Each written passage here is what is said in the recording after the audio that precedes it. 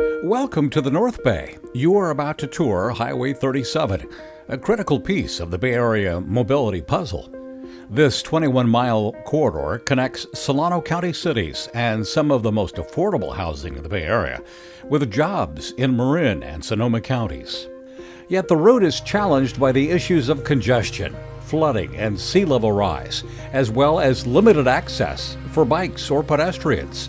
Traffic flow on Highway 37 is pinched by a 10-mile bottleneck from Sears Point to Mare Island, routinely adding 30 minutes to morning commute times and 80 minutes to the evening commute. Sometimes it's even worse. Storms and king tides have shut down the Marin County side of the highway for days at a time. There is no easy alternative to Highway 37. Drivers forced to detour north or south would have to travel twice as far to get from Vallejo to Novato or vice versa. A commitment to equity requires a reliable link between the comparatively affordable housing in cities like Vallejo, Fairfield, and American Canyon, and the job markets to the west. And congestion relief is necessary to make Highway 37 a viable route for new bus service. That's why these state and regional agencies formed a partnership to develop and build both near-term and long-term solutions for Highway 37. Working with transportation authorities in Solano, Napa, Sonoma, and Marin counties, the partners have several key goals: resilience, near-term and long-term adaptation to reduce risk from flooding and sea level rise, plus early enhancements for sensitive baylands; equity, reduce delays caused by congestion, and add bus transit. 40% of all Highway 37 trips are taken by folks who live in lower-income households. Access, increase bike, pedestrian, and recreational access across the North Bay. Restoration, integrate restoration of the historic North Bay Baylands in the redesign of Highway 37. Rising sea levels will require a permanent, long-term solution that's higher, wider, safer, greener, and built to last. Caltrans this winter identified an elevated 4-lane causeway along the existing Highway 37 alignment with a bicycle and pedestrian path. Caltrans is also working with SMART to incorporate the rail line into the project to accommodate the eventual extension of passenger rail service. This multimodal approach is presented as the preferred solution for improving mobility, adapting to rising waters, and restoring the health of the San Pablo Baylands. It is expected to take at least 15 to 20 years and billions of dollars that are not yet available to make the corridor-wide adaptation a reality. But the Highway 37 team is working in real time to keep the route safe and open after flooding occurs, with many maintenance and construction operations ongoing. The team is also working on near-term improvements to provide a more efficient, less stressful commute, reduce flooding risk, and make Highway 37 more resilient and more reliable. The team proposes to reduce congestion in the bottleneck between Sears Point and Mare Island by using the existing shoulders to add another lane in each direction. Challenges include minimizing impacts on sensitive wetlands and the use of any bay fill. But this 10-mile improvement project could open to traffic in 5 years or less, accelerating Highway 37's permanent transformation, allowing faster and more reliable travel throughout the Highway 37 corridor. Carpool lanes to prioritize high-occupancy vehicles during peak commute times. The introduction of bus service between Vallejo and both Novato and San Rafael. Improved public access to the Bay Trail, the Vine Trail, and Vallejo waterfront sites. A critical head start on improving hydraulic flows and restoring key marshland habitats. Specific improvements include replacing the Tule Creek Bridge near Sears Point with a much longer bridge that will promote Baylands restoration by allowing more water to flow into and out of the creek channel. Plus, enhancements to stop deterioration of what's known as Strip Marsh East near Mare Island, which provides habitat for the endangered salt marsh harvest mouse and other species. The other big issue, of course, is money. For both the near-term Sears Point to Mare Island improvements and the series of long-term resilience projects to completely transform the entire Highway 37 corridor, tolls are a practical solution that can not only help speed project completion, but also serve as a match to secure other regional, state, and federal dollars. By encouraging carpooling and transit use, tolling can also help manage traffic congestion and reduce overall vehicle miles traveled. In spring 2023, the California Transportation Commission authorized the Bay Area Infrastructure Financing Authority, an MTC affiliate, to operate a toll facility on the critical stretch of Highway 37 between Sears Point and Mare Island. MTC, Caltrans, and program partners are working to develop an equitable tolling and transit program for the corridor. That will include evaluation of tolling distributed more broadly and equitably throughout the corridor. The proposal includes toll-free carpool lanes and tolled general-purpose lanes, with tolls collected electronically. Toll collection would not begin until these new lanes open for traffic, and transit alternatives and a low-income toll discount program similar to other MTC-sponsored equity initiatives are in place. While these near-term improvements are being developed, we are also working on the long-term resilience projects, with the Flood Reduction Project in Marin County the first proposed project. This project has received $155 million in funding through the bipartisan infrastructure law enacted in 2021. Caltrans is continuing construction and maintenance work on SR 37 through the end of this year. For all of these efforts, we will be working with SR 37 travelers and surrounding communities so that we keep SR 37 open, get you where you need to go, and support the restoration of historical Baylands ecosystems that can serve as nature-based solutions and provide a variety of environmental benefits. One corridor, one team, many solutions.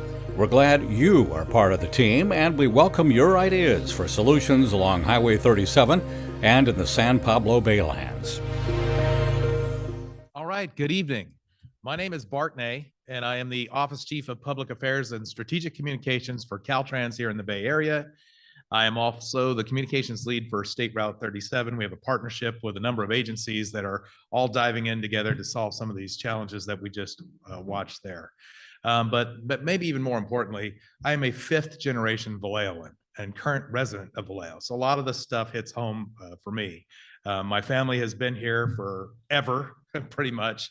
And I have my own memories of what State Route 37 used to be like in my childhood. It's been a slow progression that we've seen with State Route 37. And now we're really diving in, working together to make these improvements that we're going to talk to you tonight.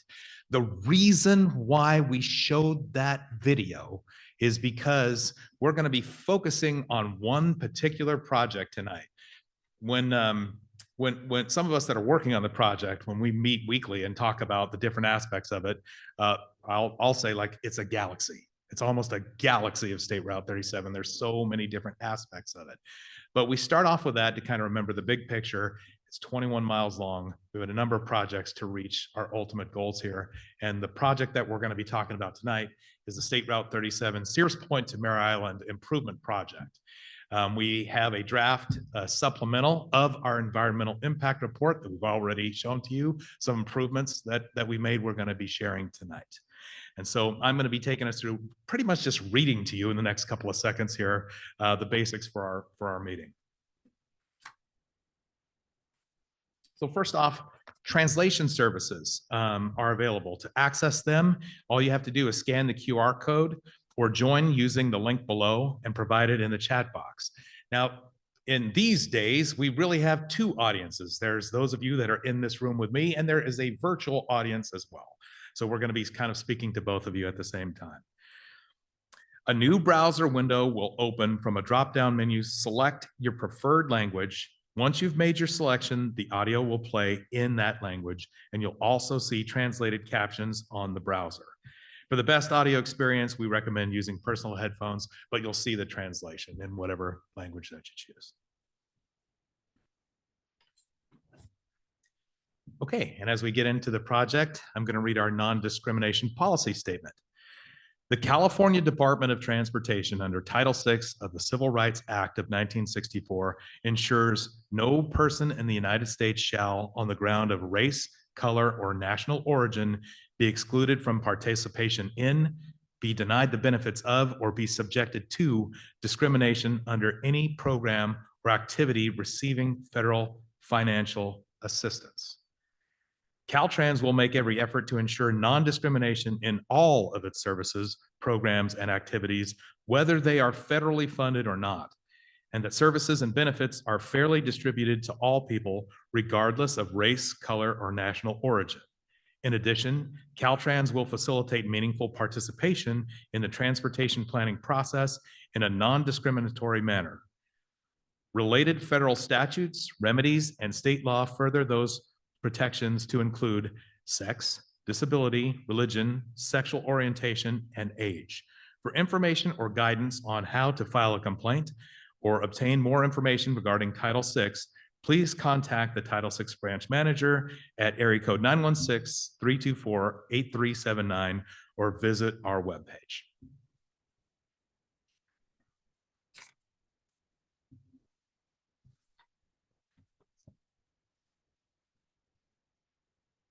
Okay, so let's talk about what we're doing tonight. So our meeting format, we're going to give a presentation now on all of the elements that were on the boards that you saw either virtually or here in the room.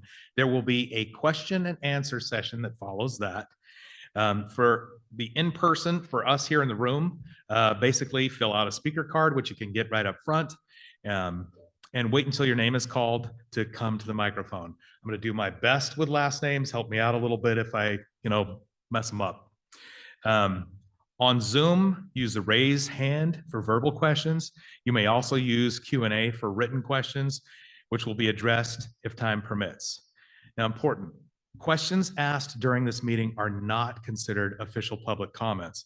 All verbal questions tonight are going to be subject to a 2-minute time limit. Submit official comments using the comment card that are up front again tonight, or send an email following the meeting. And at the end of the meeting, all of that contact information will be up. Okay?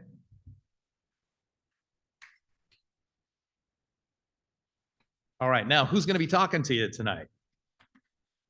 First off, and speakers, will you please raise your hand as your name is called, is Kevin Chen, Assistant Director at MTC, Skylar Nguyen, our Senior Environmental Scientist from Environmental Analysis, she's with Caltrans, Christopher Pensetich, our Senior Scientist, Biological Sciences and Permits for Caltrans, myself, I've already introduced myself, and online, virtually, we have Laura Edelman, our Senior Outreach and Engagement Specialist.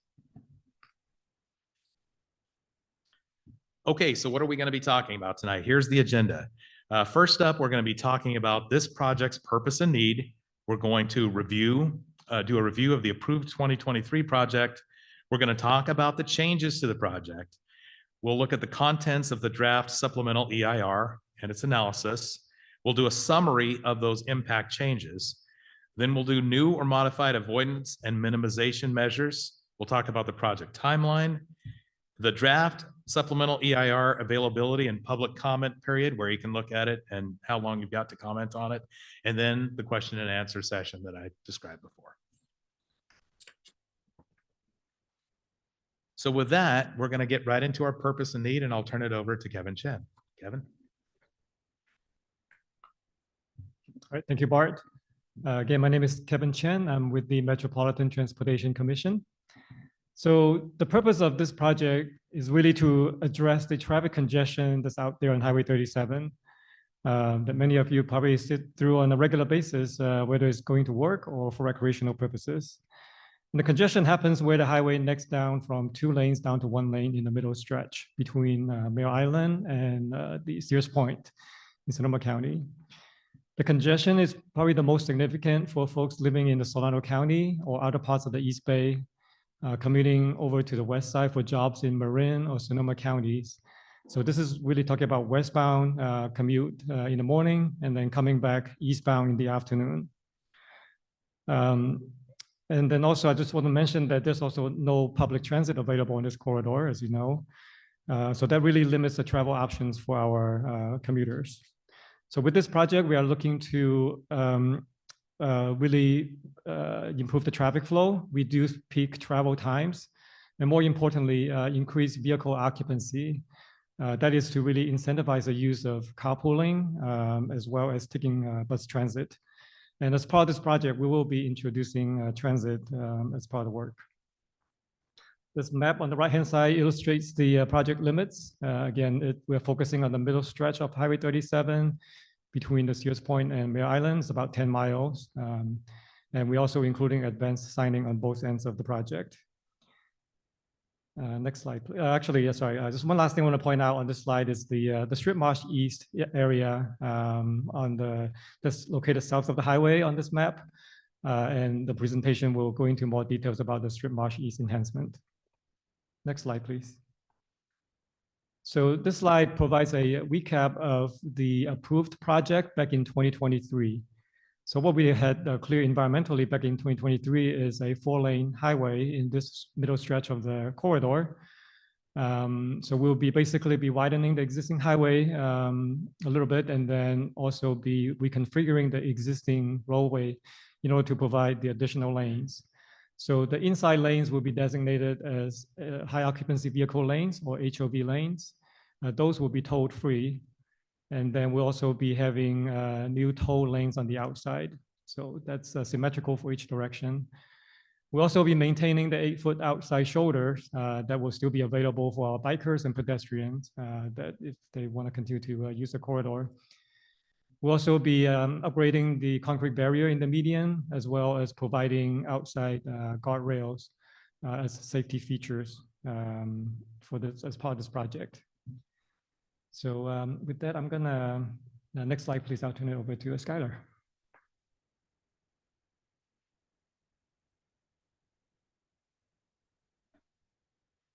Thank you, Kevin, and hello, everyone. So a little bit about the project history or background. Since 2023, when the final environmental document was approved, there's been an increase in scope of the Tole Creek Bridge. So rather than just simply widening the bridge, we are now proposing to lengthen the bridge as well by about 6 times. This would help increase the tidal capacity, create new waters and habitat, and help advance the long-term watershed restoration goal. This work was eligible to be completed this work was cleared by an addendum under CEQA in June of 2024. So now on to the main changes that prompted the supplemental EIR. Next slide, please. So the first major changes is with the additional highway improvements.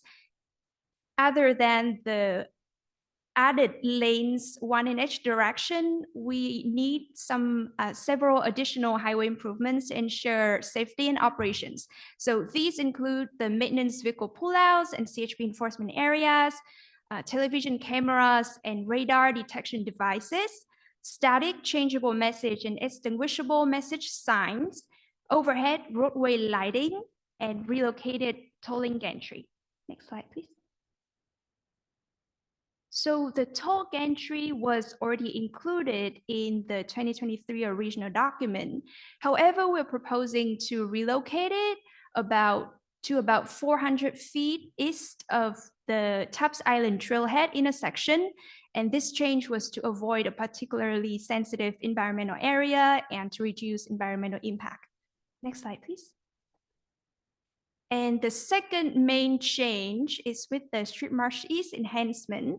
So up on the screen, and as Kevin presented, you can see the location of Strip Marsh East to the south of Sierra 37 and close to Mare Island. So the Strip Marsh East enhancement came out of Caltrans and MTC's close coordination with regulatory agencies, where we identified the need to deliver an integrated and multi-purpose project that meets both of the transportation and the ecological enhancement needs. So Strip Marsh is a historical habitat for endangered species such as the salt marsh harvest mouse. And it's a tidal salt marsh managed by the San Pablo Bay National Wildlife Refuge. However, since the 90s, there's been poor drainage at Strip Marsh East and prolonged flooding condition in the interior that led to vegetation dieback or loss of vegetation. This led to a decline in habitat quality, and there's a critical need to address it now before it becomes harder and more expensive to do. Next slide, please. So Caltrans in this project proposed to enhance Street Marsh East through the actions on the screen. So that's widen, deepen, and extend the intake channel, bridge and lower the berms, excavate channels in the marsh interior, reuse soil to reverse subsidence and potentially stabilization of the bayfront edge. The combination of these actions is expected to improve drainage at Street Marsh East and allowing the vegetation a chance to grow back, providing high quality habitat for special status species. And one thing to note is that the 5 actions shown on the screen represent the maximum restoration scenario at Street Marsh East, while the actual design will be developed during the design phase of this project in coordination with the land managers and stakeholder inputs. Next slide, please. So with those main changes in mind, the additional highway improvements and Street Marsh East, let's move on to a quick overlook of what's included in the draft supplemental EIR. So on the screen, you'll see the sections and appendices you can expect to find in the document. Next, please.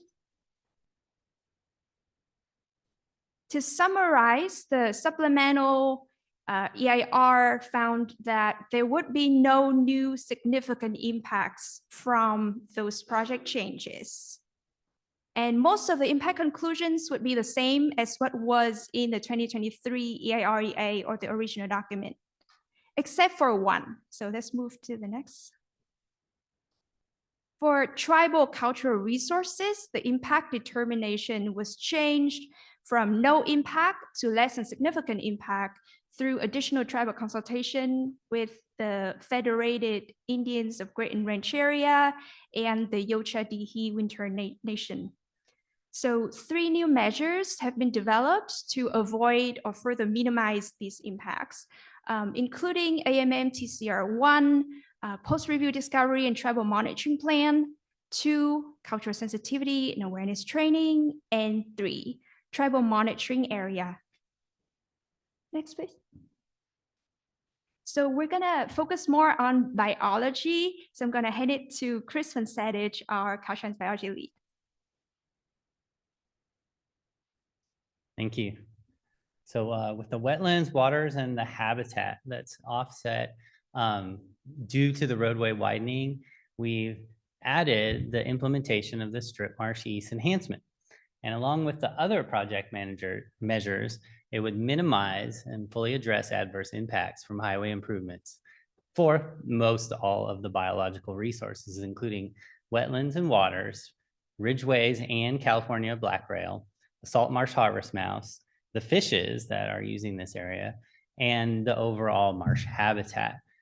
What we need to do, in order to comply with the laws is to find a way to balance the habitat loss with enhancements, creations, or other habitat restoration. And working with our neighboring partners, the U.S. Fish and Wildlife Service, we've pretty much finalized this attempt to do the Strip Marsh East enhancement. So next slide. Some of the details behind this. It should reverse this ongoing habitat degradation from seasonal flooding and loss of elevation in the Strip Marsh East interior. It would create new wetlands and waters from existing uplands. There's some areas that are currently diked with a berm that we'll be removing some of that berm. We'll establish and improve approximately 230 acres of emergent tidal marsh habitat that would benefit threatened and endangered species. It would really provide an amazing ecological uplift and improve ecosystem function within the Strip Marsh East interior. We would be doing this in a regulatory context to minimize the permanent and temporary impacts on the environmentally sensitive areas that are impacted from the roadway widening. And it's really a hallmark in that Caltrans and MTC are embracing this holistic inclusion of the project to enhance the surrounding salt marsh to provide a nature-based approach to flood resiliency. And it will provide shoreline protection for the long-term resilience of State Route 37. Next slide. And this is detailed throughout the supplementary environmental impact report. More of the details on Strip Marsh East. The minimization component is outlined in a new avoidance and minimization measure, AMM Bio 41, the Strip Marsh East enhancement and Tole Creek Bridge replacement measure. Just to let you know, the Tole Creek Bridge replacement also creates new habitat. The Strip Marsh East Pond 1A intake channel dredging work windows is an additional avoidance and minimization that's been incorporated into the supplemental EIR. We're following the standard San Francisco Bay dredging work windows to avoid sensitive species. That's the plan. And then we're committing to a post-construction monitoring, probably for 10 years at Strip Marsh East to monitor the changes and implement any adaptive management we have to do. Okay, next slide. Back to you.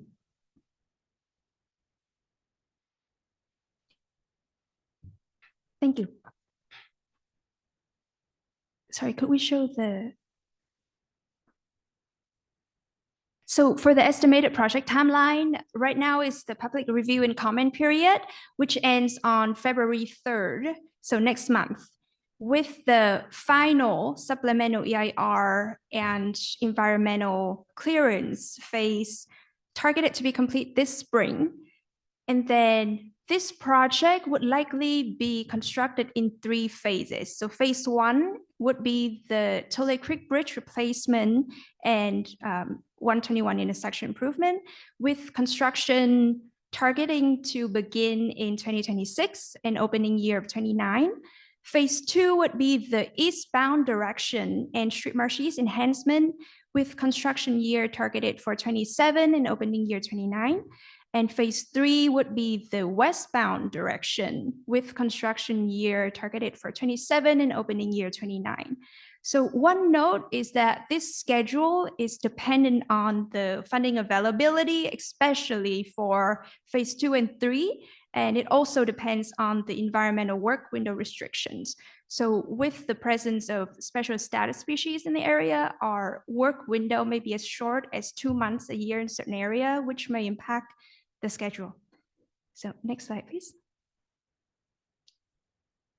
So during construction, there may be periodic delays that would be minimized and planned during non-peak periods.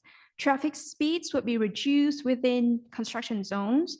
A traffic management plan would address project construction, such as bridge work and widening, and would be available for public review and noticing prior to construction. So be very well communicated to the public and local residents. And then brief periods of full closures may be needed at night to expedite the construction and ensure crew safety. Next slide, please. So the draft supplemental EIR is available for review. You can view it online through our Caltrans document website, and you can also view it in person at the Novato Library and the John F. Kennedy Library, where we are holding the public meeting today in person. And I believe that concludes the presentation. Next up is the question and answer session. So I'm going to hand it back to Bart. Thank you. All right, thanks, Skylar. It's good to be in the JFK Library. When I was a kid, this was the children's library right here. But now it's the Great Vallejo Room. I want to get right into the Q&A period and introduce our panel members. Some of them have already been introduced as speakers, but we'll go through it. For Caltrans, and please just raise your hand when your name is called. Our project manager, Javier Mendeville. He's a State Route 37 Regional Project Manager. Skylar Nguyen, who you just heard from, our Senior Environmental Scientist. Christopher Pinsetich, our Senior Scientist. For MTC, you heard from him earlier, Kevin Chin, Assistant Director, and Jeanette Weissman, the State Route 37 Corridor Program Manager. Also from our consultant team, we have got Jeff Zimmerman, their environmental lead, Dylan Lennebecker from permitting, Joy Villafranca from project engineering. She's our project engineering manager. And from Siegel Environmental, Stuart Siegel, our principal wetlands scientist. So those are the folks answering questions tonight.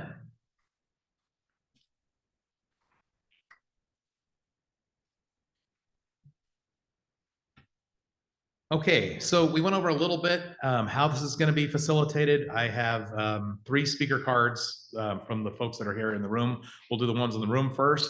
And Laura, did you want to talk a little bit about how we will handle the virtual side of things? Sure, yeah, thanks, Bart. So for verbal questions, you can go ahead and use the raise hand icon. And then when it's your turn to speak, we will call on you and unmute you. And if you are joining us by phone tonight, you can press *9 to raise your hand. You can press *6 to unmute once you've been called upon to speak. And you can also use the Q&A function if you're joining us online and type in your question. But just a note that we're going to take verbal questions first, and then we may not have time to address all of the questions in the Q&A box. And a reminder that all verbal questions will have a 2-minute time limit. You'll see a timer up on the screen. And one more reminder that questions asked during this meeting are not considered official public comments. We do encourage you to submit all written comments or questions via email or mail using that information that we just provided to you. And with that, I will turn it back over to you, Bart, to get started with the questions in the room. Okay. And so for those of you asking questions today, if you can please make your way to the podium over there with a microphone. You'll be speaking from there. Again, there's a 2-minute time limit, so we can try and get everybody in, not only that's here, but also that are attending virtually. I'm going to say the names of everyone because I only have three cards. And if you want to like clarify what your name is in case I don't get it right, please do so. First up is Thomas Barbero. Then following Thomas will be Supervisor Monica Brown. And then following her will be Paul Thies. Thomas is up first. Great. Thanks, Bart. All right. Bart, I believe you were involved in the creation of the presentation. Is that correct? Yes. All right. In the presentation, the phrase equity was addressed 9 times, either spoken or written. Also in your presentation, it stated that 40% of the tolls will be collected from the Solano County side low-income households. That was in your presentation. I wish to make note that there are no tolls in the Marin or the Sonoma side of Highway 37. All tolls are collected on the Solano County side of Highway 37. Please address how this does not absolutely contradict the notion of equity. All right, thanks. Kevin, do you want to take that one? You can do it from there if you get it. Yeah, sure. Great. Thank you very much for that comment. We appreciate it. So, yeah, so right now the proposed tolling location, as you've seen in the presentation, is it's actually just east of the Tubbs Island Trailhead in Sonoma County, and the tolling location is proposed as currently is primarily because we're trying to locate the toll entry, I guess, lining up with the portion of the corridor that's going to get the most improvements. So that's the middle stretch of the corridor that I mentioned. So this is a bottleneck between Mare Island and 121. And that's where we're going to be providing improvements primarily as part of this project. So that would benefit the travelers the most. So whoever goes through the middle portion today, for example, living in Vallejo or other parts of Solano County or East Bay, going over to the west side for jobs, for example, they will see the most benefit from this project. And that's one of the reasons why the toll entry is proposed as part of the project, because those that travel this corridor that are getting delayed the most will get the most benefit from the project. So that's definitely one consideration.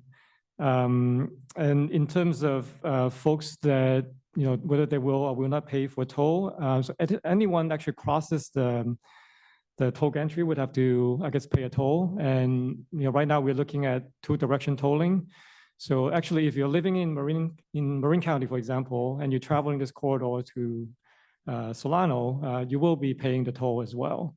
So the toll as proposed is two direction, and the toll rate would be about halfway for each direction, so 50% going each way. Okay, so the follow-up then, we're not going to address the inequities then, because this is a pure contradiction. I need to note that the work has been done on the Marin and Sonoma side. Much work has been done. Never was there a toll placed on that side. That work is largely complete. The widening of that road was done a number of years ago, and no tolls were collected for that. So why is there no toll side on the Marin or Sonoma side when we know that they have a greater political power? They have a considerable amount more income on that side. Your own presentation tells us 40% of the tolls will be collected from low-income Solano County residents. Again, this is an absolute contradiction to the 9 references to equity. Yeah, so I can add on, or did you want to continue, Kevin? Okay, so Jeanette Wiseman, I'm the State Route 37 Corridor Program Manager with MTC.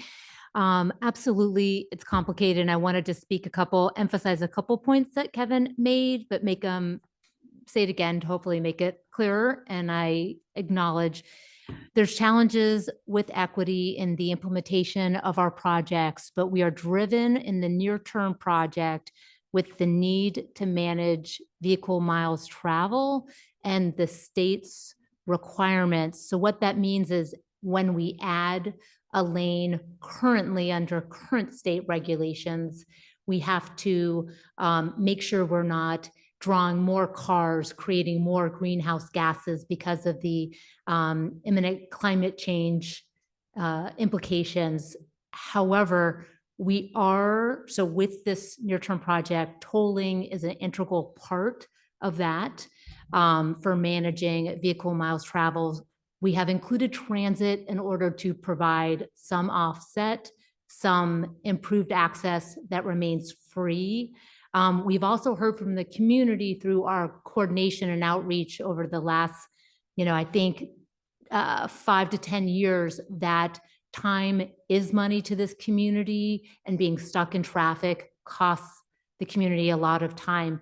In terms of what will be done in Marin and Sonoma west of the project, we are evaluating tolling for that as well. And so while it's not currently in the flood reduction project that's being analyzed, it's part of our long-term projects that MTC is already analyzing and is going to be looking at future placement of toll gantries to help fund the long-term projects more equitably. Right now, we don't have the baseline analysis to understand what that does to diversion of traffic, and that is a requirement to be able to make sure that we don't create another big congestion problem off of 37.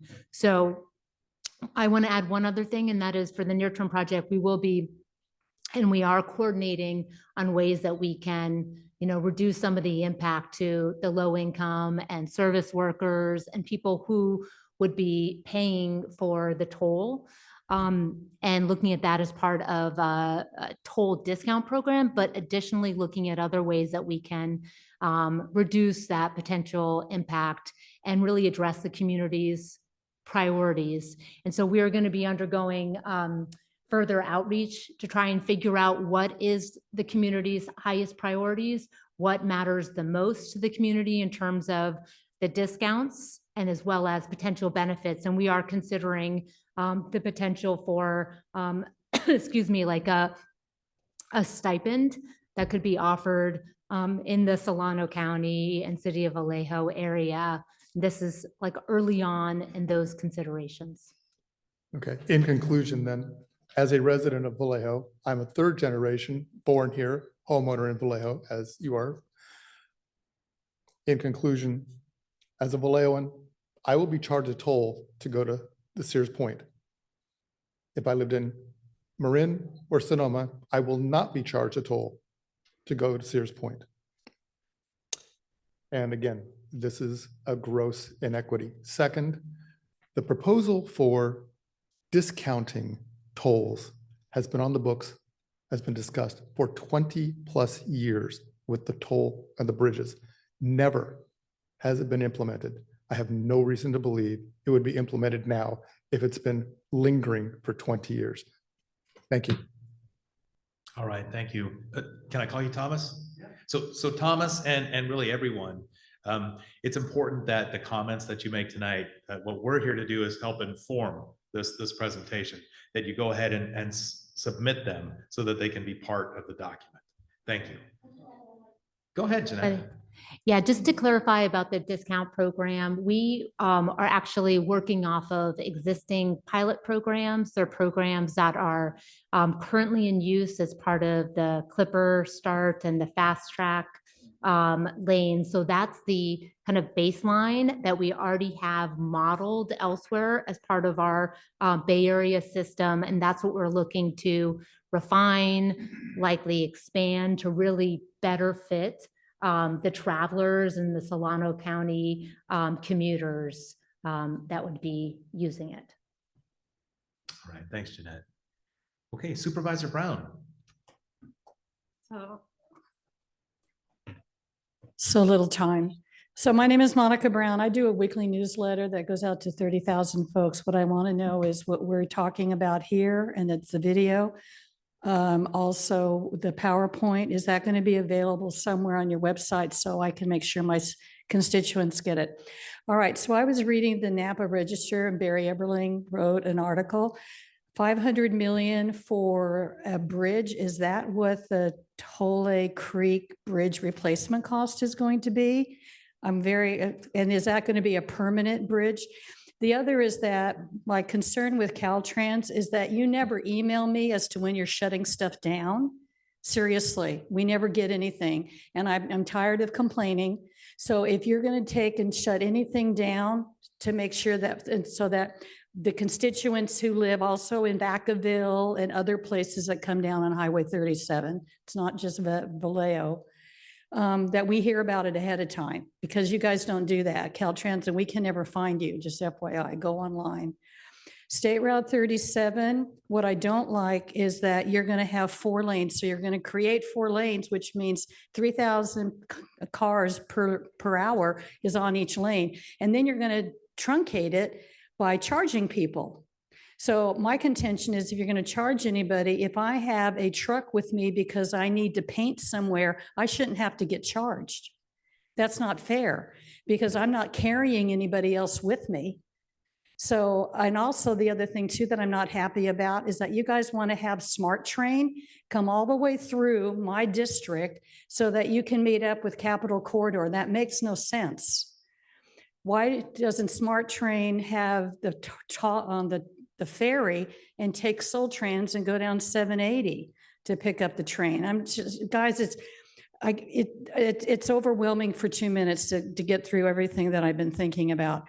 I agree with the gentleman talking about Sears Point and everything like that. And I really kind of wonder, I understand vehicle miles per whatever, and I understand saving, critters, but why does it have to come at our expense?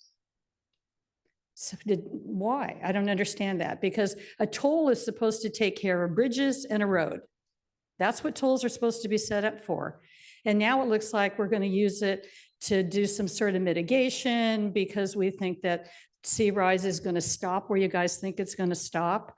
So I know I'm not into everything that you're talking about. Oh, I know, my last BITCH. Benicia and Vallejo have their city council meetings tonight.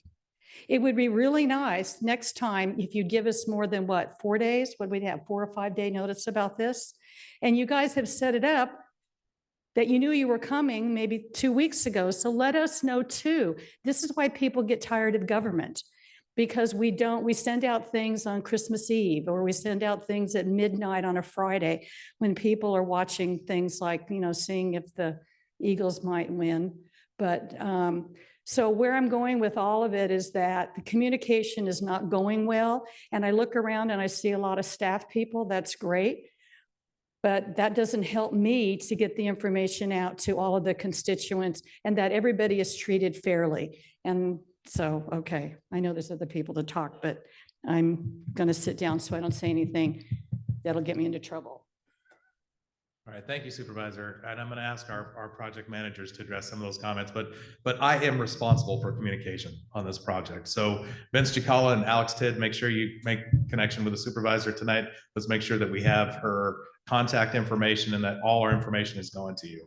The supervisor and everyone, resilient37.org is continuously kept up with the latest information on everything that's happening on State Route 37, as is our Caltrans website. You can go there at your own convenience and check in on everything that's done.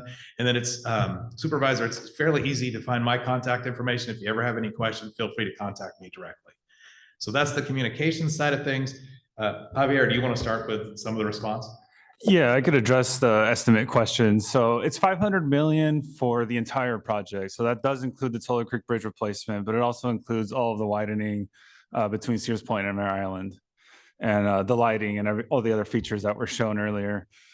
And then as far as the, I think you alluded to the bridge perhaps not being the long term. So that's correct.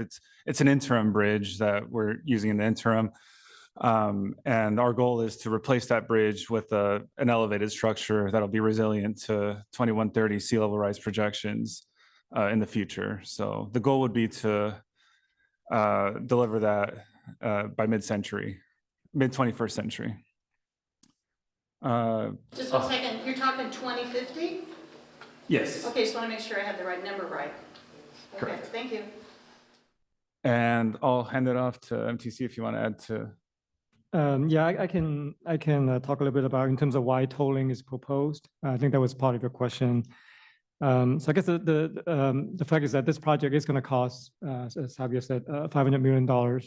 And unfortunately, there's not a lot of funding dedicated for the improvement. Whether it's local sales tax or other available funds, there's not a lot of funding dedicated at this level to deliver this project. And the project team has gone out to the public for to get feedback from the public quite a few times, I guess back in 2017, 2018. And one of the consistent things we keep on hearing back is that everyone wants congestion relief on this corridor. So that's why it kind of leads to this project being one of the highest priority for us to deliver is congestion relief for our residents. And I guess the challenging part is funding. So without dedicated funding, it is going to be a challenge to deliver such a big project. So that's why tolling is proposed. It can go directly towards the delivery of this project.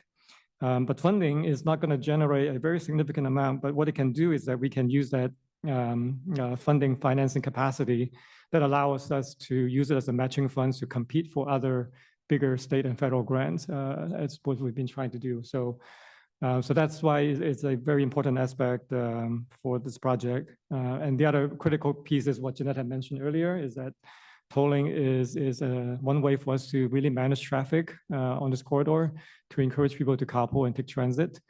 And with this project, we are providing a toll-free carpool lane. So that's one of the ideas, that to really incentivize people to consider using carpool or take bus transit, and because that's going to be really the most sustainable approach to solving our congestion problem.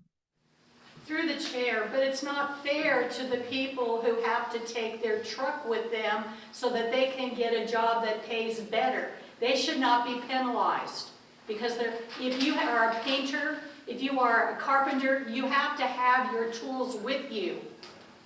That's where I'm going with it. It's not fair. I hear a comment. Thank you. Okay, go ahead, Scott. So I wanted to address the last part of your comment about the public noticing. And we would definitely hope to get the word out about the public comment period and the public meeting to as many channels, to as many people as we can.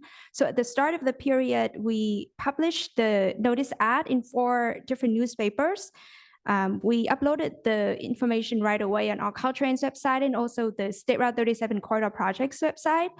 We sent out news blast to everyone we had on the email list, along with sending out letters to agencies and local officials. And I would love to get more emails to add onto our list to make sure that you're on it, and the next time there's a major event going on or for communications on Sierra 37.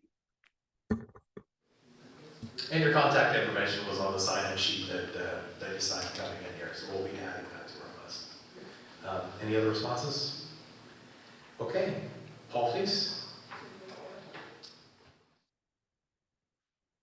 Hi, Bart, I've got my clock here and I'll keep it to 2 if I possibly can. Thanks, Paul. My name's Paul Tice, Tice, and okay. I live in Vallejo. I'm on the executive committee of the Sierra Club Solano Group with about 1,000 members in this county. Imagine for a minute, a few years hence, this current plan is enacted. A wealthy person leaves their luxury home in Marin and drives to their vineyard in Sonoma. They travel along an elevated roadway from Novato to Sears Point and turn left on Highway 121 at no extra cost to themselves. Meanwhile, a gardener from Vallejo arrives at the mansion in their pickup with their tools. They've had to pay an extra toll because they've driven across the eastern part of 37. Later, a house cleaner from American Canyon arrives at the mansion. They've also had to pay a toll because their workday requires that they move from house to house. Solano and Napa County users will pay a toll to help with the cost of road improvements. Marin and Sonoma users will get their road improvements at no extra cost. The current tolling plan is blatant discrimination against low-income workers who have been prevented from living closer to work in the western counties by decades of exclusionary zoning. The Sierra Club's housing policy seeks to bring jobs and housing closer together and to remedy past injustices. The Caltrans plan seems to reserve toll revenue for road improvements, but not public transportation. Buses and vans are needed, but where's the money going to come from? The Solano County Transit Agency has been asked to provide public transit across Highway 37, but at present it looks like an unfunded mandate. Extending tolls across to Novato would provide revenue for public transit. So those two questions are perhaps a legislative solution to the problem of tolling all the way across the span, and also the unfunded mandate for public transit. Thank you. Okay. Kevin, do you want to start? Yeah, well, I think Jeanette already mentioned a lot about the toll gantry location, and we are going to be performing additional studies looking at other tolling points along this corridor. So hopefully that addresses that part. And in terms of the use of the toll funds, I think the primary priority, as I mentioned earlier, is that if we're going to use future toll funds to help pay for the project upfront, the first priority would be to pay back that as the first priority. Then we also need to make sure that there's funding to cover for operations and maintenance of the toll facility. And then certainly we can consider the use of toll funds for operating transit. And as part of this project, as I mentioned earlier, we are going to be providing transit service as part of the project, which will include the upfront capital as well as the operations for the first couple of years. And then I think we need to do more revenue analysis to figure out how we can use the funding, the toll funds, subject to further approvals, to help with the ongoing O&M of transit systems. So you can imagine future tolling in Marin and Sonoma, but we're not there yet. So if that's part of the picture you wanna make in your head, please do. But what we're working on right now and what we have available to us to actually deliver a quality of life improving project, which is our understanding is the responsibility that we've been asked to respond to the community's concerns about existing congestion. Tolling has to be part of that for state requirements, but we envision as part of the long-term project that it will not just be in this section.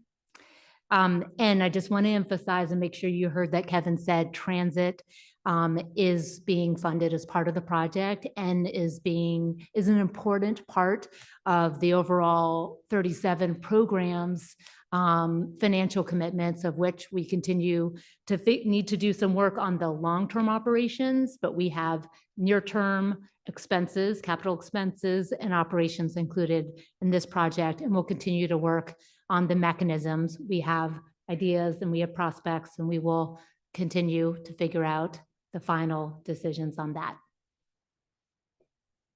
All right. Thanks, Paul. Enjoyed the narrative. Let's make sure all those comments are actually submitted.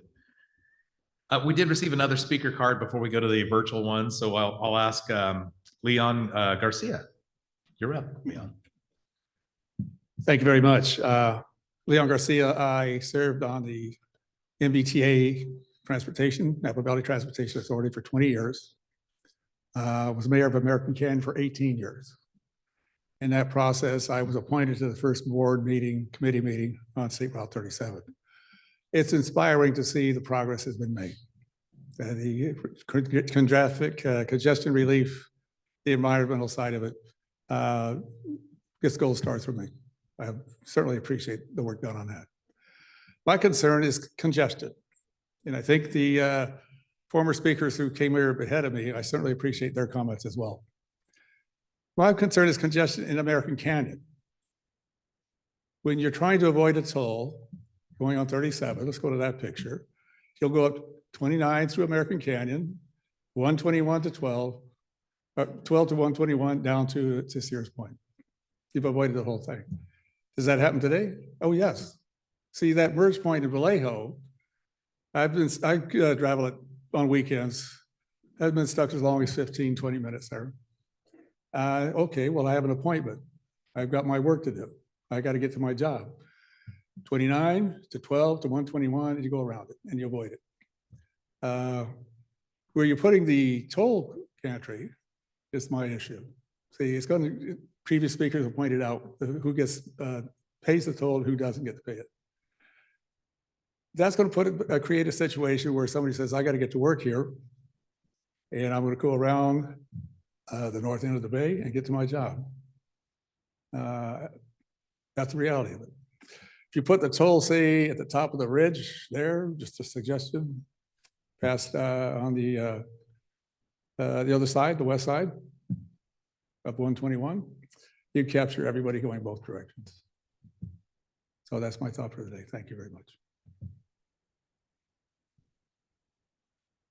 All right. Any comments, panel? Yeah, again, thank you for those comments. I think we've talked about in terms of the toll gantry location. Again, we've heard that a lot today. We'll definitely proceed with what Janetta mentioned, that additional studies on the different toll gantry locations. Yeah, and I guess the traffic diversion we definitely need to take into account.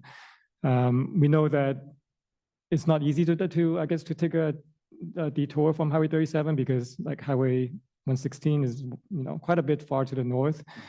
I think one of the things to consider too is that I guess the tolling will not start until the project is completed, meaning that the new lanes will be built and open. And by that time, driving on 37 would be a lot smoother. So delays will be substantially reduced on Highway 37, which kind of in a way it actually attracts people to it. So while you do have to pay a price to use it, there's also the travel time benefits that you'll be gaining. You'll be getting back, getting time back to your life. Hopefully that's also an improvement of quality of life for folks. Thank you. I look forward to that happening. All right. Thanks everyone in the room for your comments. We're going to go to the online comments. I'm going to toss it over to my colleague Laura to discuss. It looks like we've got maybe 5 raised hands and 4 questions. So Laura, do you want to take it from here with our virtual presence? Absolutely. Thank you, Bart. Okay, we'll start with the verbal comments and the raised hands.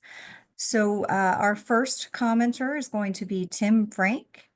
Tim, we'll go ahead and unmute you. Perfect. So first, can I confirm that you can hear me? Yes, can hear you, go Tim. ahead, Tim. Perfect. Thank you very much. So my name is Tim Frank, and I am representing the Napa Solano working families tonight. And I just want to first begin by congratulating you on making some significant progress, but there are some issues that that remain. The issues that Paul Tice raised, I think, are critically important and deserve continued attention. We would very much like to see equity and the tolling across the entire span all the way to Marin County, and believe that the wealthy employers in Marin County really should bear part of the burden rather than just relying on the workers who live on the east side of the span to pay the full bill in terms of, or a disproportionate share of the cost of making the improvements, because it clearly benefits people on the Marin side of the span, even if they aren't themselves driving it, because as employers, they benefit from access to the workforce. So a second issue which I want to focus on is the question of the discount. I serve on the Next Gen Freeway Advisory Committee for MTC, which has been looking at the question of how we can do equitable tolling. And our committee has consistently encouraged consideration of a discount that would apply not just to low-income workers, but also to freeway dependent blue-collar workers like construction workers, for whom transit is not an alternative, because our members often have to carry their tools and they can't do that on transit. And to put the burden on them is really unfortunate. And we think that a simple solution to that matter is to make sure that these freeway dependent blue-collar workers get the same kind of discount that is offered to low-income workers. The last thing I'd like to comment on is just the fact that, as you noted in the opening presentation, this is in effect one portion of a larger project that is addressing mobility across the entire span, all the way to Marin County. And to the extent that we could consider it more like one project and consider tolling revenue that's gathered from the Marin side as an important source of income that could be used to pay for transit across the whole gap, that could address both the VMT issues that you correctly note that the state wants a focus on, and the social equity challenges associated with the over-reliance on tolling just the east end of the span. And I'm not sure what the administrative solution to that problem is, but I'd appreciate if there'd be more attention paid to finding a solution that could be implemented in the short term. Thank you. Thank you. Great. Thank you, Tim. Thanks for that question. Would anyone on the panel like to respond?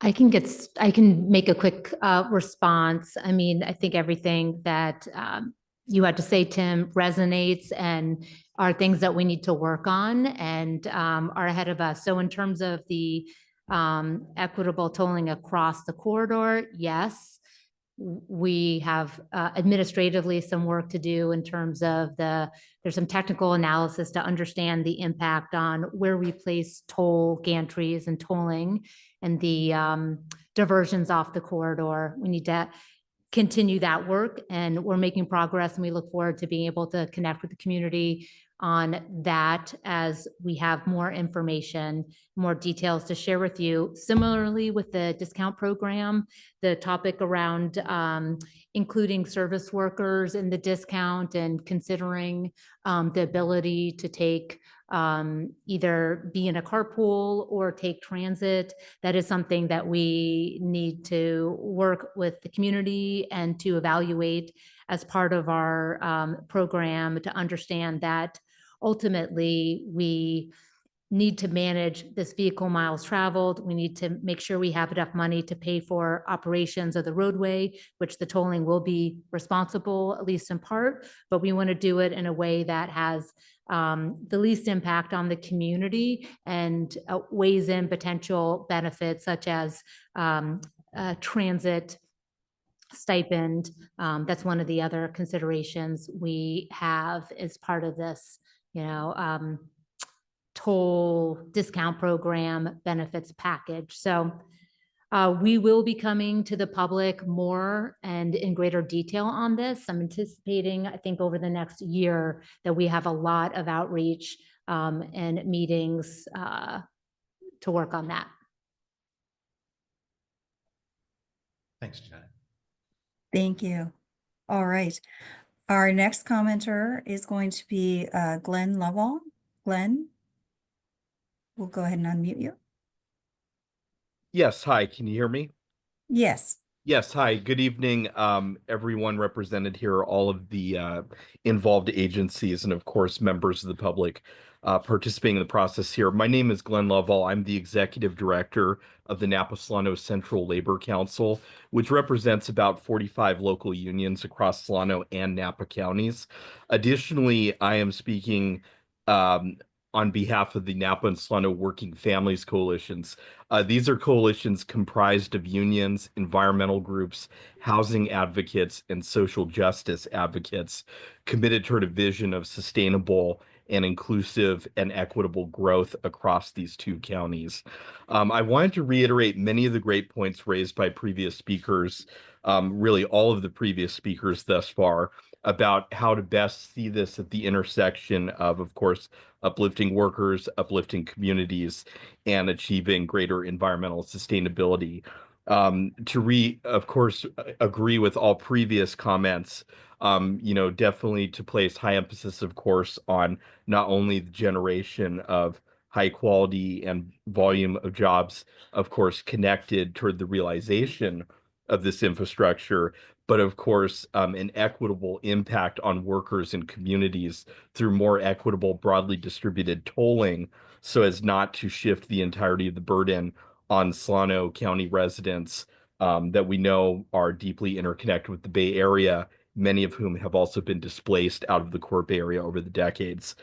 Furthermore, of course, the further exploration of mitigation measures to protect the local ecosystem and biodiversity, and of course, pathways toward the development of public transit tangibly through this line, as I know there's been previous discussion on carpools, van pools, but also the development of bus services and public transit. These are both Bay Area counties, as are the counties connect on the other side of State Route 37, and sustainable inclusive growth standards must become reality here over the next generation as they are in the core Bay Area. Thank you. Thank you very much for your comment. Would anyone on the panel like to add a response?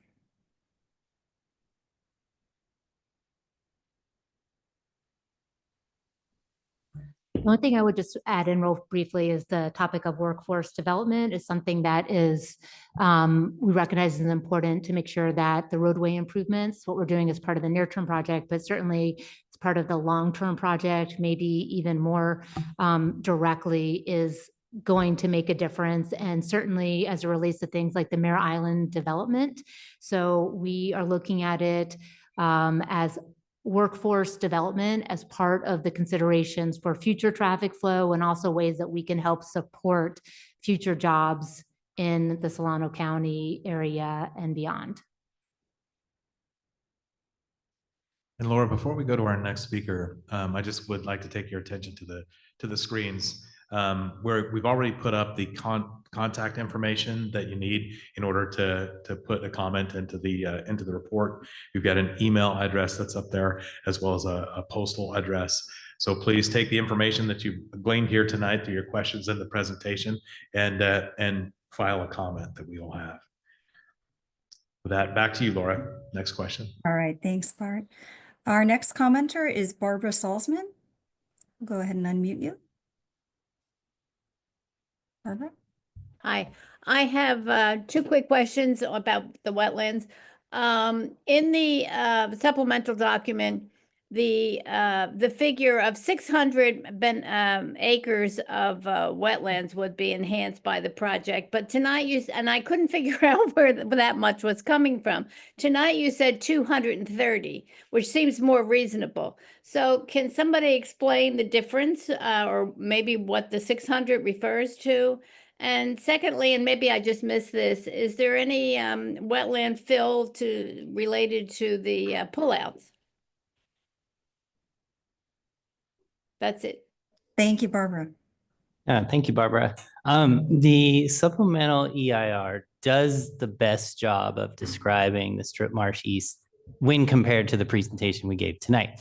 So a careful read of that document should result in the knowledge that the overall area that we're looking at the Strip Marsh East and the San Pablo National Wildlife Refuge is about 1,200 acres.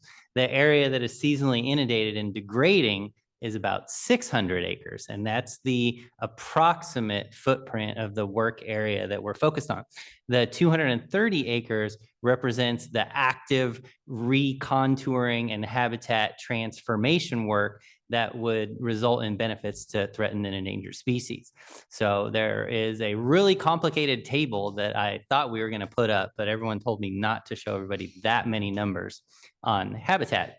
But there is a table in the supplemental EIR that details approximately 18 acres of new wetland creation, 230 acres of new intertidal submergent vegetated marshland.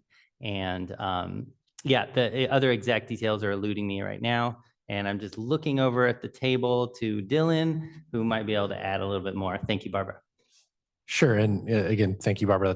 That's a great comment. And yeah, the clarification, I think Chris nailed it pretty well. The 600 acres is the area within the Strip Marsh East interior that has degraded. It's a seasonal lagoon at this time. In the winter, it's flooded.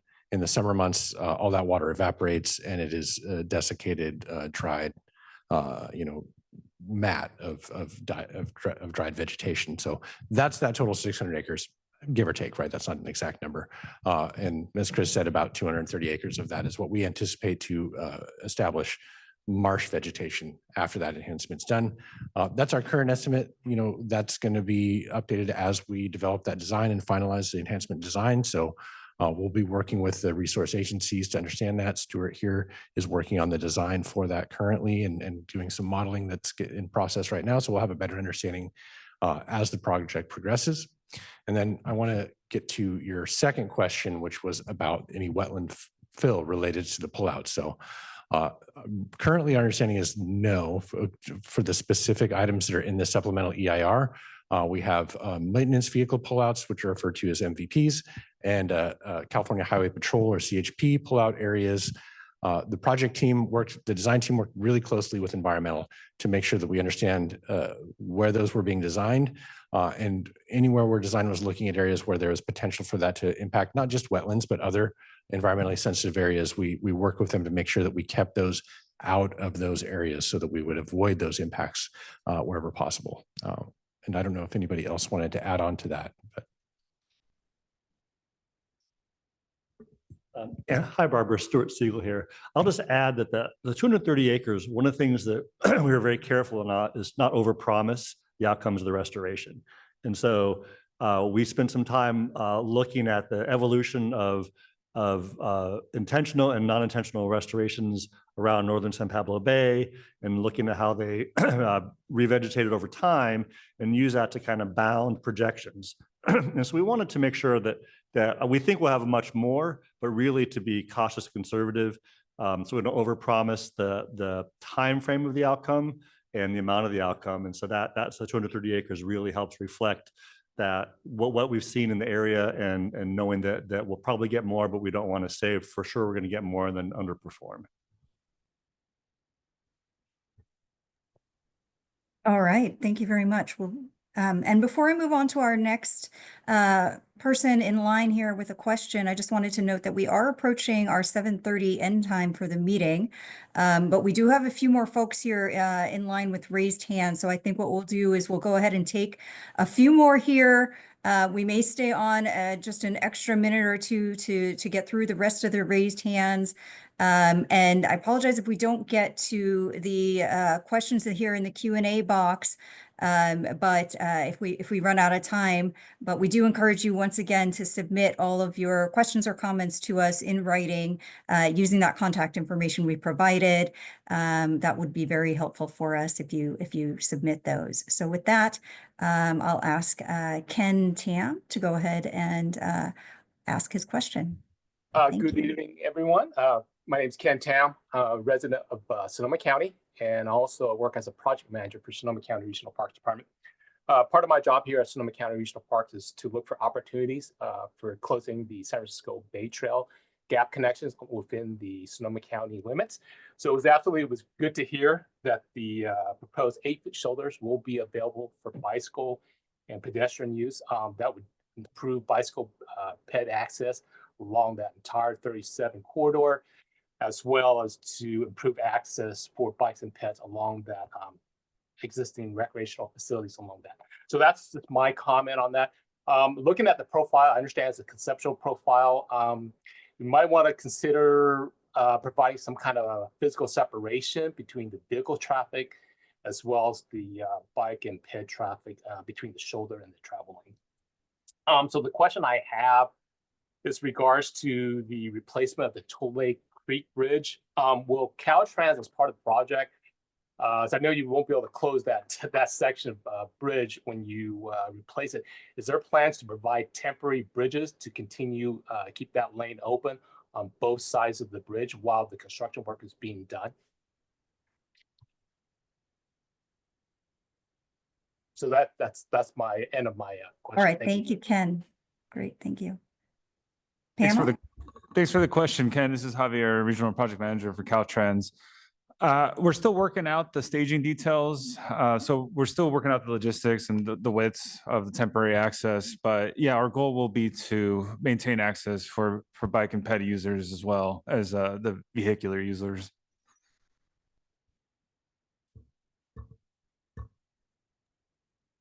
Okay, thank you. And Skylar? sorry, to add one more thing for public access, we are in active coordination with BCDC and our local partners to identify potential public access improvement opportunities. So right now we are considering any option that could help with providing more bike ped access and close the gaps with the Bay Trail. So please go ahead and submit an official comment to us, and everyone else who's on the line that may not have an opportunity to speak out tonight during the public meeting, and we will address your comment in the final environmental document. Thank you. Thank you very much. Okay, Hector, we'll go ahead and have you make your comment. Hi, good evening. Can you hear me? Yes. Awesome. Good evening, everyone. I appreciate the presentation. Hector Rojas here with the city of Vallejo. I'm the long-range planner, and I just came on board in September, so I apologize for still catching up to speed on some of the more legacy projects having to do with this area. My question has to do with the on and off ramps at Walnut and Railroad Avenue on Mare Island. I'm curious to see if this project, although it doesn't sound like it from the presentation or the overall project as a whole, would have modifications or changes to those off ramps. And the reason that I'm asking is because as one of the panelists alluded to, City of Vallejo is currently preparing a long-term land use plan for Mare Island south of Highway or State Route 37. And it's anticipating anywhere between 10,000 to 15,000 new residential units down there. We're just beginning to prepare this plan, and there's actually an administrative draft that the city is processing. So I'm kind of curious to see if the overall project is going to make any modifications to the off-ramps there on Railroad and Walnut. Thank you, Hector. Hi, Hector. This is Javier again, Caltrans. So the Sears Point to Mare Island Improvement Project doesn't include any modifications to those off-ramps that you mentioned, but we are taking a look at doing it separately on a different project. So we're in the early planning stages of that at the moment, but more on that to come. Yeah, and separate from this, Hector, Caltrans and the city of Vallejo are talking about some of these design challenges. We need to continue to have those meetings on intersections like this. Back to you, All Laura. right. Thank you. All right. Can I add one more thing? Sorry. Sure. So STA is meeting with the Mare Island developer to discuss further. Thanks, Javier. Okay. Next up, we've got Kate Powers. Thank you for the presentation and the opportunity to ask questions.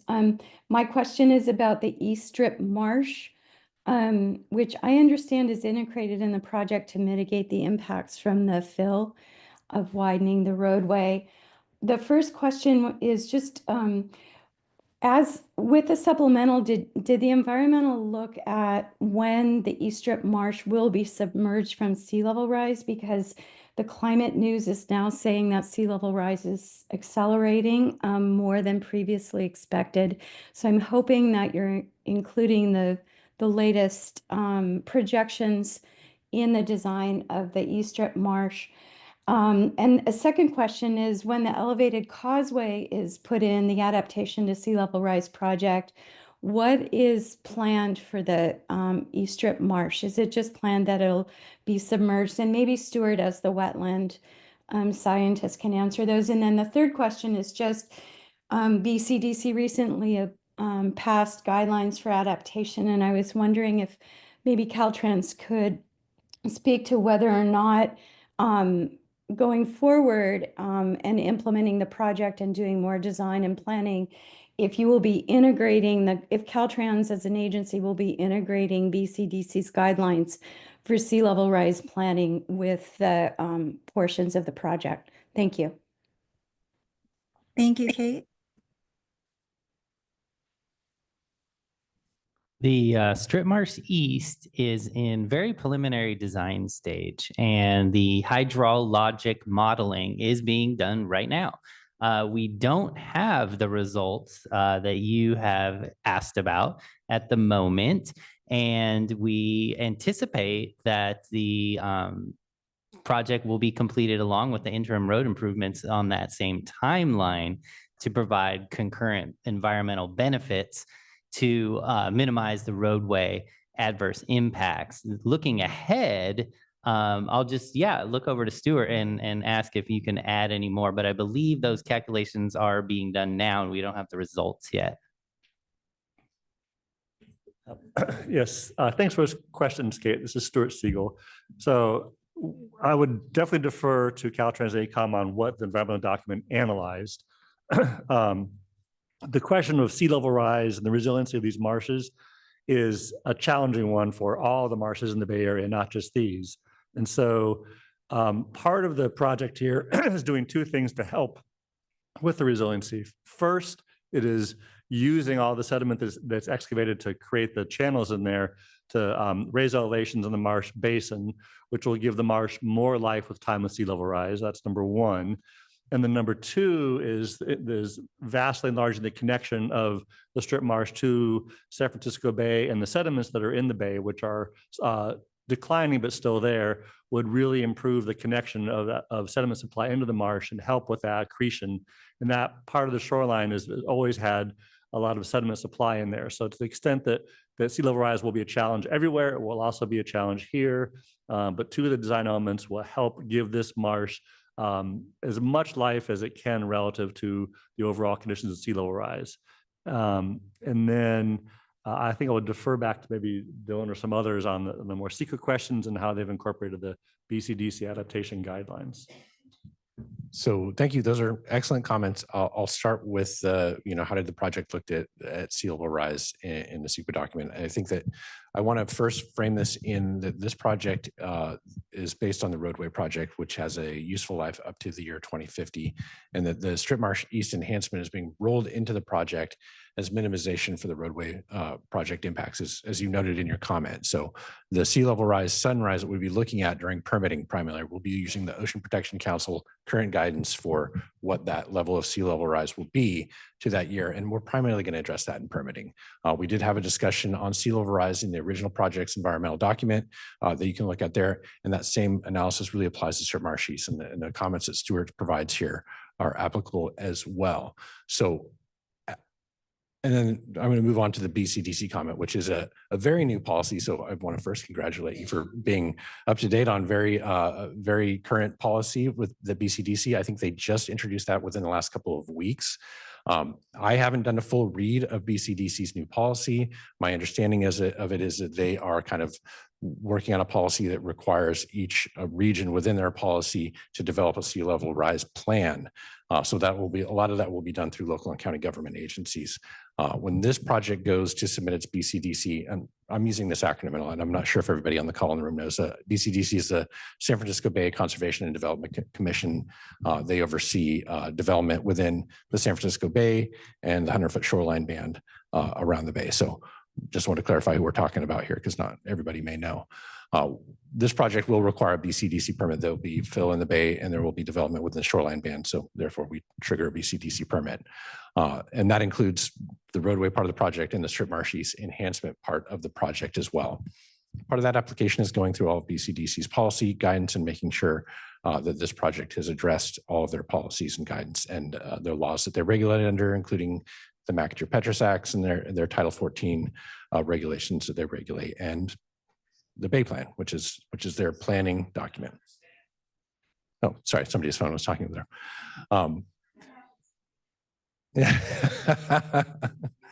So yes, we're working closely with BCDC staff already. So we've been meeting with BCDC staff over the last few years and really integrating their input into the project as we work along.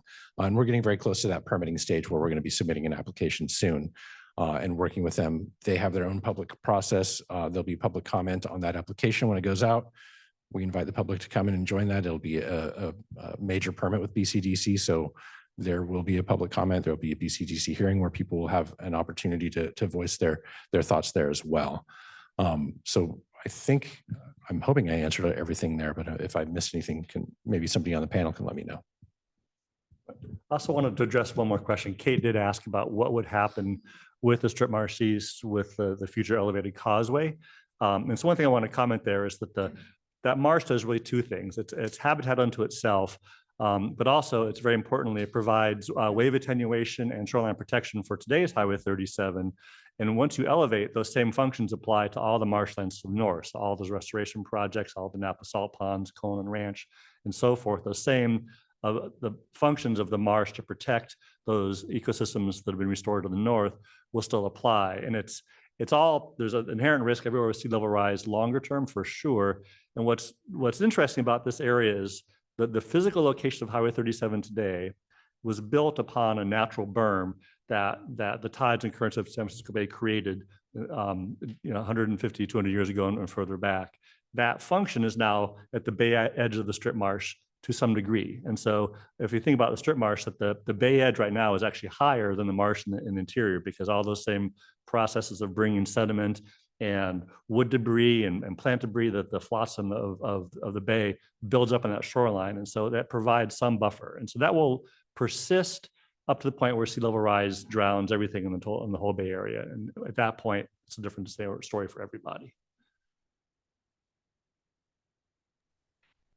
All right, thank you. So we are running a bit long here. So with that, I'm just going to take one more question here from the online audience. So Tom Conlon, please go ahead.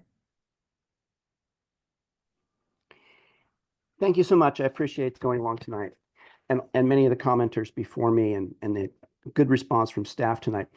You know, if Kevin mentioned that the community's been asking for congestion relief and that is a key purpose and objective of the project.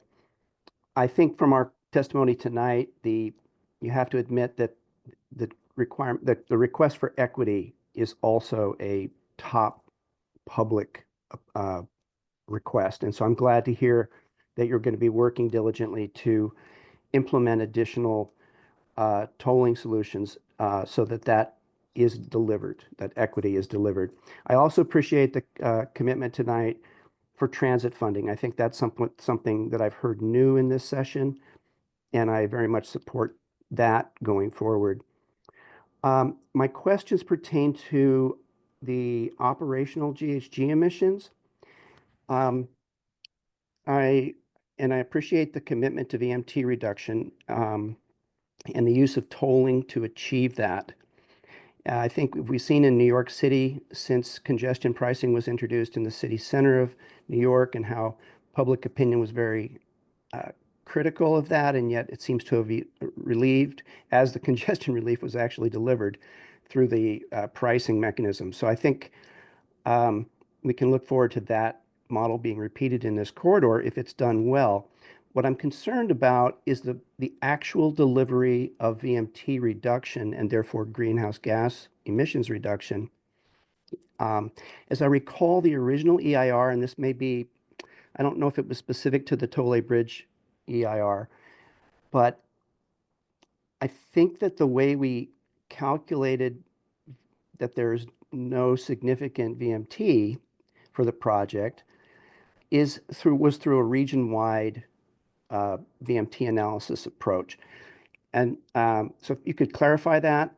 And then my final question is, I don't see any comment about embodied carbon. Is that not a concern in this project? The materials, embodied greenhouse gas emissions in the materials used on the project. Thank you.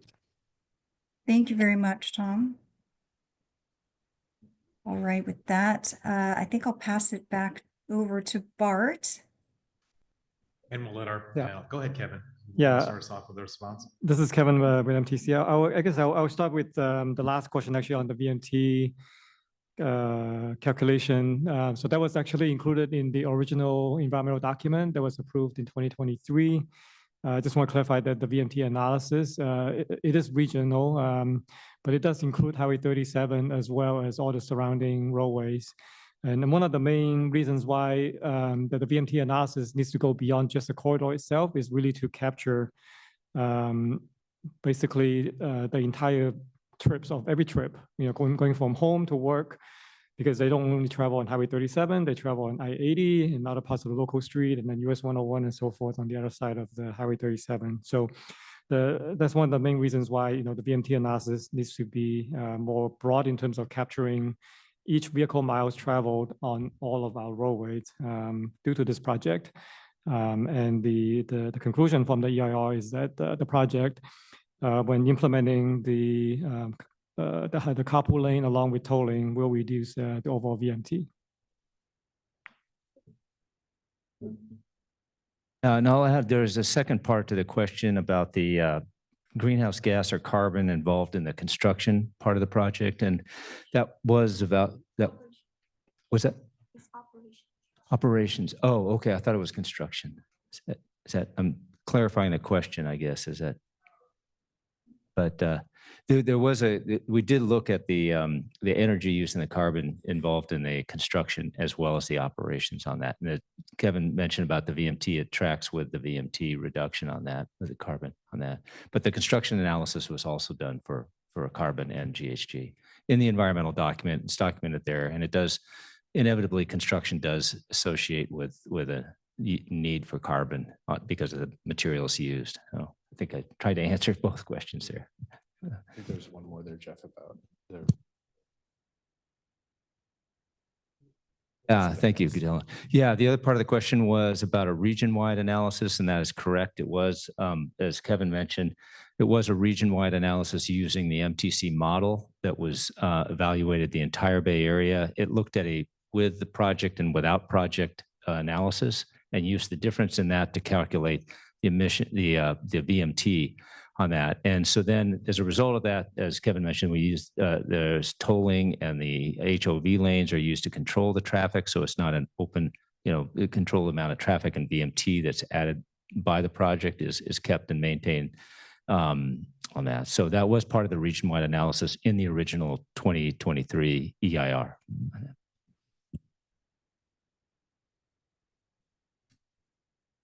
Just to clarify one more thing, so the focus of the draft supplemental EIR is on the project changes since the original document was approved. So we studied the potential impact of the main changes we discussed today, which is additional highway improvements and street marshes enhancements. And after analysis, we came out with the same conclusion for air qualities and greenhouse gas.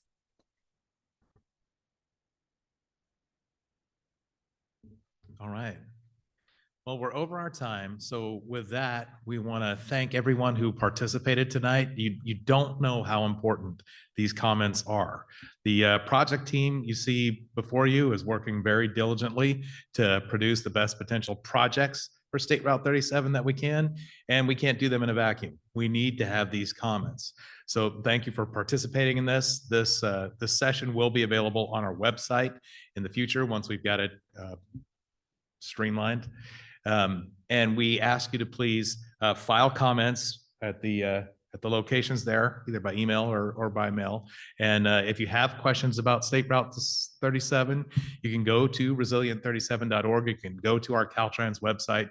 You can see the video that was shown tonight. We will be putting a version of the PowerPoint up there as well for this particular meeting, so you can go back and take a look at some of those graphics and potentially the boards as well.